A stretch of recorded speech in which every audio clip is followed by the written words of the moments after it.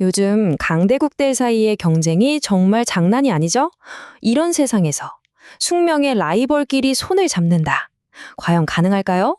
오늘 이 팽팽한 질문에 대한 답을 한번 찾아보겠습니다.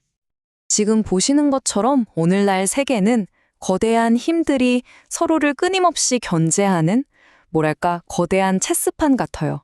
모든 움직임 하나하나가 의심의 대상이 되는 그런 시대죠. 그런데 말이죠. 이렇게 서로 으르렁대는 라이벌의 세계에서 과연 협력할 여지가 조금이라도 남아있을까요? 바로 이게 오늘 우리가 파헤쳐볼 핵심 질문입니다. 경쟁 속에서 협력의 실마리를 찾을 수 있을지 지금부터 한번 자세히 들여다보죠.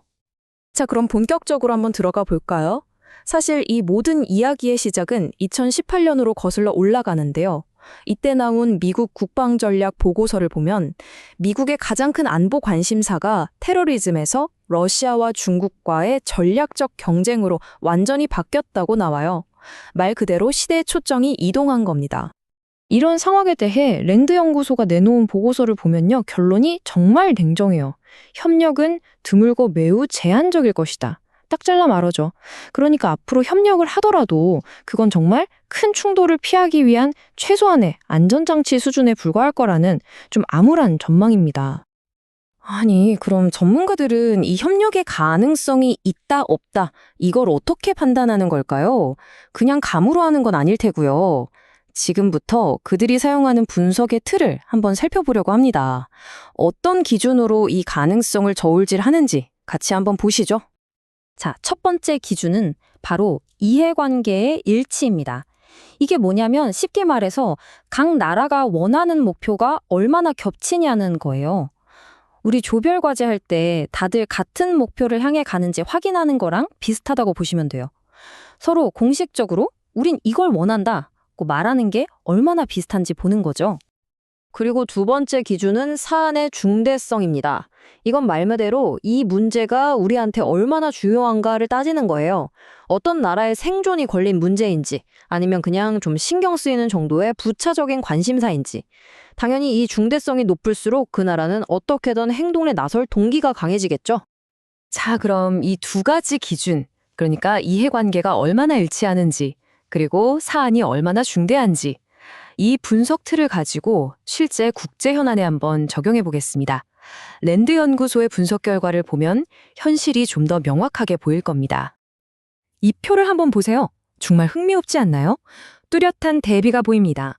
예를 들어서 북한 비핵화나 이란 견제 문제에서는 미국이랑 중국, 러시아 사이에 그래도 중간 정도의 협력 가능성이 보이죠. 어느 정도 공통 분모가 있다는 뜻이에요. 하지만 대만 문제나 우크라이나의 미래 같은 정말 예민한 핵심 갈등 지역으로 가면 어떻습니까? 가능성이 낮음으로 뚝 떨어집니다. 협력의 여지가 거의 없다는 걸 명확하게 보여주는 거죠. 결국 랜드 연구소가 지적하는 핵심 장애물은 이런 것들입니다. 첫째, 뭐니 해도 서로를 믿지 못하는 이 뿌리 깊은 불신. 이게 가장 큰 벽이에요. 그리고 둘째, 각국의 계산법이 문제입니다. 굳이 위험을 감수하고 협력해서 얻을 불확실한 이익보다는 차라리 지금처럼 경쟁하면서 현상 유지를 하는 게 더 낫다고 판단하는 거죠. 이런 계산들이 맞물리면서 협력할 수 있는 공간은 계속해서 좁아지고만 있다는 겁니다. 그런데 여기에서 한 가지 질문이 생깁니다. 흔히 미국에 맞서서 중국이랑 러시아가 똘똘 뭉쳤다고들 하잖아요.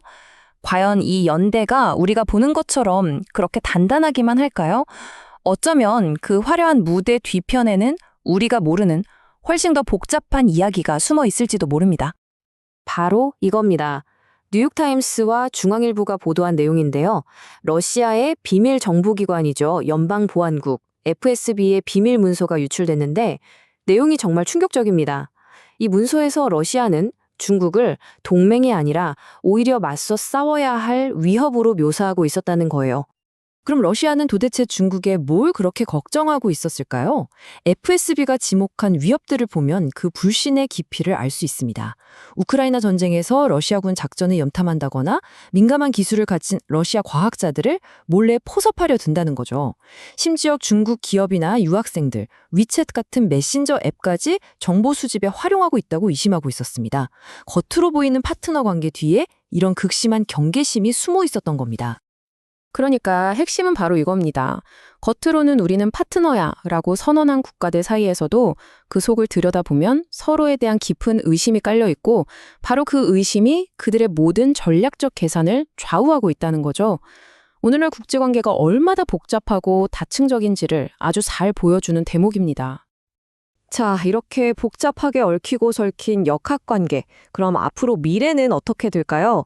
마지막으로 가까운 미래에 대한 몇 가지 전망을 한번 짚어보겠습니다.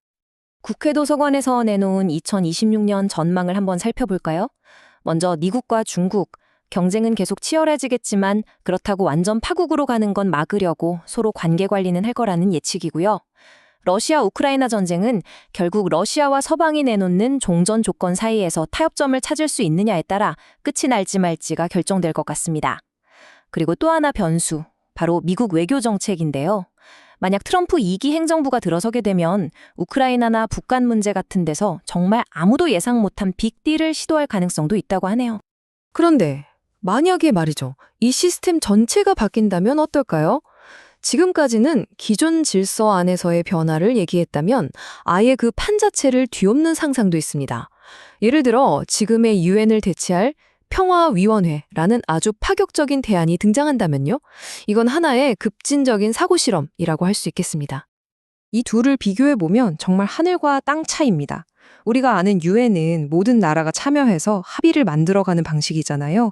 그런데 이 가상의 평화위원회는요, 아주 강력한 의장 한 명이 딱 정해서 초대한 소수만 참여하는 굉장히 배타적인 구조입니다. 힘의 원천도 국제법이 아니라 의장 개인의 권위에서 나오고요. 외교나 평화유지 같은 가치보다는 철저하게 거래 중심으로 움직이는 완전히 다른 세상을 상상하는 거죠. 이렇게 얘기를 하다 보니 결국 우리는 다시 맨 처음에 근본적인 질문으로 돌아오게 됩니다. 갈수록 경쟁이 모든 걸 지배하는 것 같은 이 세상에서 과연 이 세계 질서라는 퍼즐 조각들을 간신히 하나로 붙들고 있는 건 대체 뭘까요? 이 질문을 여러분께 던지면서 오늘 이야기를 마무리하겠습니다.